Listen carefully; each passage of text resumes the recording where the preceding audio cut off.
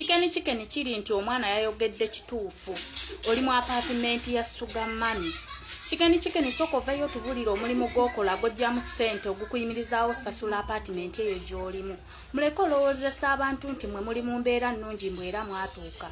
Chicken okola mulimu ki oba nga totunda mabina nga toli ku ssente za Sugar Mami nga mwe mweyagalira.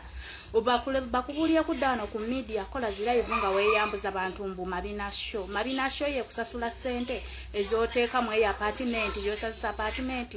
Oyagala tugamba nti apartment ogisasula mitwalo 15 bakwa. Fantastic.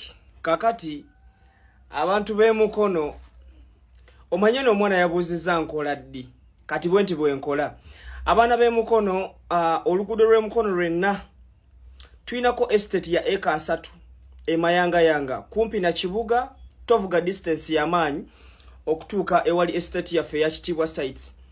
Kitibwa Sites yakuleetedde poloti zino okuva kakadde kamu n'ekitundu osobola okufunira poloti okuva mu Kitibwa Sites. So kakati gwe yagala poloti ng'olina ssente zo toyagala zispendingira mu bbala kugula chupa za bbeeyi kwata ssente oziteeka mu Kitibwa Sites osobola okusevinga ssente ng'okoze ki ng'oguze ettaka. Imagine okuva ku million emu n'ekitundu ng'oguze ettaka omanyi kitegeeza okuba ku myaka emito nga nze yo 25 26 27 ng'olina ettaka. Ettaka is one of the greatest assets ze tumanyi nti ettaka lirinnya value teringa mmotoka. Emoloko ogivuga buli wogivuga eyongera kunywa wabula ettaka lirinnya value buli lunaku buli saawa buli dakiika.